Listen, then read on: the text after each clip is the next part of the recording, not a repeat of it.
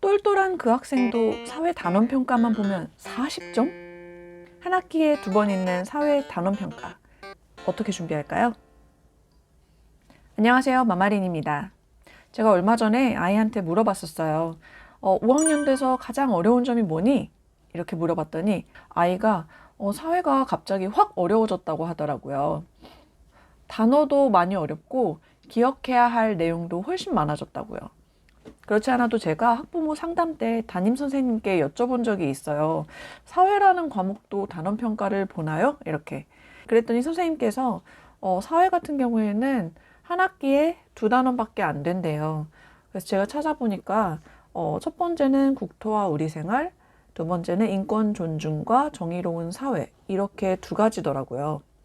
그래서 이렇게 딱 2번 단원 평가를 보는데 선생님께서 이제 학교에서도 이제 공부를 하고 그 다음에 복습, 재복습까지 이렇게 3번을 아이들한테 공부를 시키신대요. 그런데 그럼에도 불구하고 단원 평가를 볼 때는 그 전날에 꼭 집에서 공부를 하고 와야 된다고 하시더라고요.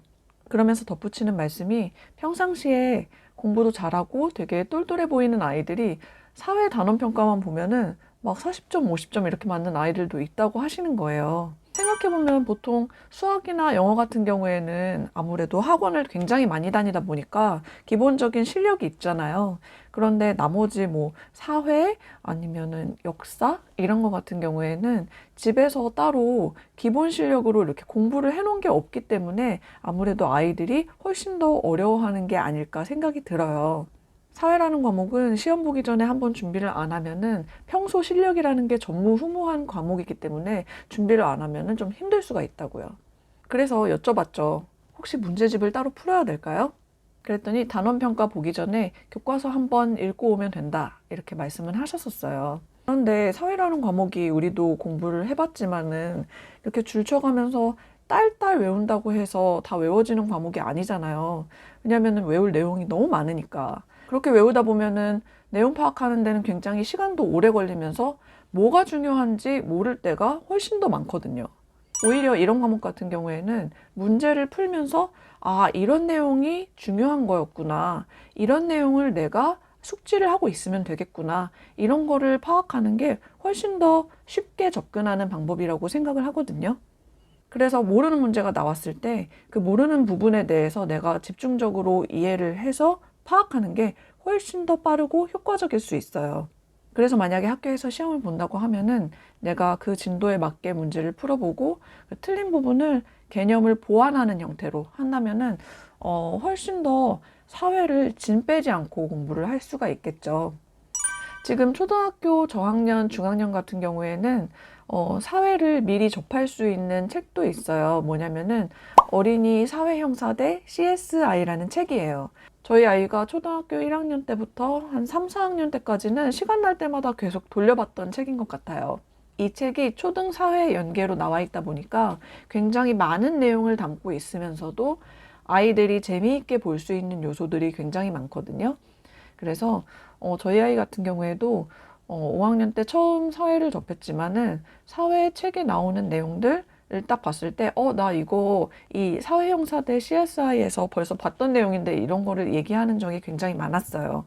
우리 아이가 사회에 관심은 있는데 초등학교 사회가 그렇게 어렵다는데 어떡하지 하시는 분들은 미리 이 책으로 한번 경험을 해보셨으면 좋겠습니다. 어제가 저희 아이 첫 사회시험이었거든요. 아무래도 첫 사회시험이다 보니까 집에서 좀 준비를 하고 갔는데요. 바로 이 방법으로 단원평가 준비를 해봤습니다. 같이 확인해 보실까요? 이 학습터에 들어가셔서요. 각자의 지역을 선택을 해주신 다음 문제 풀기로 넘어갑니다. 그러면 이렇게 시험 범위를 설정할 수 있게 나오는데요. 학년 선택하시고 과목 선택, 사회로 그다음에 학기는 초등사회 5학년 1학기 단원 1단원 이렇게 해서 문항수를 확인을 하시는데요. 문항수를 클릭을 하시면은 밑에 내려보시면은 지금 난이도가 어려움, 중간, 쉬움 이렇게 나눠져 있어요. 난이도가 어려운 문제를 더 원하시면 어려운 문제를, 그리고 중간 문제를 더 많이 하고 싶다 하시면 중간 문제를 이렇게 선택해서 하시면 되는데요. 옆에 어려운 문제 2개, 중간 문제 2개, 쉬운 문제 하나 이렇게 선택해서 확인을 먼저 해보겠습니다. 그럼 총 문항수가 5개네요. 평가지명 편한 대로 알아서 쓰시면 되고요. 그 다음에 평가하기 보시면 이렇게 문제가 나오는데요. 이게 사회 문제인지 국어 문제인지 알 수 없을 정도로 지문이 굉장히 요즘엔 길게 나오더라고요. 이렇게 난이도가 좀 높은 문제들은 서술형 문제처럼 이렇게 지문 길게 나오니까 먼저 대비를 하시고 시험을 보시는 것도 방법이겠습니다. 내려가 볼게요. 요거 한번 풀어볼까요? 공업지역이 해안가에 많이 발달한 이유로 가장 알맞은 것을 고르시오. 원료산지가 원료를 쉽게 구할 수 있기 때문이다. 원료를 수입하거나 완성된 제품을 수출하기 편리하기 때문이다. 그리고 노동력이 밀집한 지역이라 쉽게 일할 사람을 구할 수 있기 때문이다. 수력 발전을 이용하여 공장에 필요한 전기를 값싸게 구할 수 있기 때문이다. 몇 번이죠? 어려운데? 아이한테 물어볼까요? 몇 번인 것 같아? 4번 아닌가? 4번? 수력 발전을 이용하여 공장에 필요한 전기를 값싸게 구할 수 있기 때문이다. 수력 발전 폭포잖아. 나도 못 풀겠는데? 4번이라고? 4번일 것 같은데. 아, 그래? 나는 2번이라고 생각했거든? 4번 눌러볼게. 이것도 한번 볼까? 주어진 힌트가 설명하는 행정구역이 어딘지 찾으세요. 강릉과 함께 강원도의 명칭을 만들 때 한 글자의 이름을 딴 도시. 강원도에서 가장 많은 인구가 거주하는 강원도 최대 도시. 강원도에서 교통의 요충지로 영동과 수도권 지역을 연결하는 도시. 뭐냐? 강원도잖아. 이거 몰라? 원주인 것 같아. 강릉 원주. 맞았어. 해서 강릉 원주. 배웠니? 했었어. 그래서 강원도라고 했어. 옆에 보시면은 이렇게 답을 쓸 수 있게 되어 있거든요. 그래서 답을 쓴 다음에 시험 끝내기 누르시면은 이렇게 답안을 제출하시겠습니까? 나오고 확인하면은 틀린 거는 이렇게 별표 표시가 되고요. 2번도 틀렸네요. 2번 4번 아니야? 2번 4번이 아니라 2번이죠. 그렇죠. 엄마가 맞았습니다. 아니. 그다음에 4번 아까 푼 거도 맞았네요. 원주. 이렇게 해가지고 테스트를 할 수가 있으니까 참고해 보시면 좋을 것 같아요. 이렇게 디지털 교과서가 과목별로 나오는데요.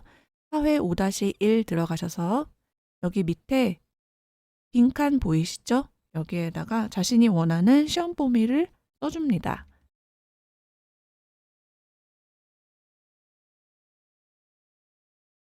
그러면 이렇게 교과서에서 나오는 지문 이외에도 할 수 있는 게 여러 가지 있는데요. 여기 이런 거를 눌러보시면 우리나라 인구 구성의 변화를 그래프를 통해 살펴봅니다. 이런 식으로 AI가 여기저기에서 좀 지도를 해주는 편이에요. 우리나라가 100명이 사는 마을이라면 100명 중 50명은 여자이고 50명은 남자입니다. 100명 중 14세 이하의 어린이는 14명이고 65세 이상의 노인은 13명입니다. 이런 식으로 주요한 내용을 목소리로 전달을 잘 해주는 편이고요. 그리고 뒤에 보시면은 중요한 내용 이렇게 파란 글씨로 체크되어 있는 거 보이시나요? 그리고 중간중간에 이렇게 괄호가 있어서 괄호 안에 자기가 이렇게 끌어다 넣을 수 있게 되어 있습니다. 그래서 그냥 교과서를 공부하는 것보다는 훨씬 더 시각적으로 그리고 청각적으로도 이해가 잘 가게끔 되어 있으니까요. 참고해 보시면 좋을 것 같고요. 밑에 보시면 마무리 문제가 있는데요. 마무리 문제도 이렇게 다 교과서를 읽어본 다음에 풀 수 있게 되어 있습니다.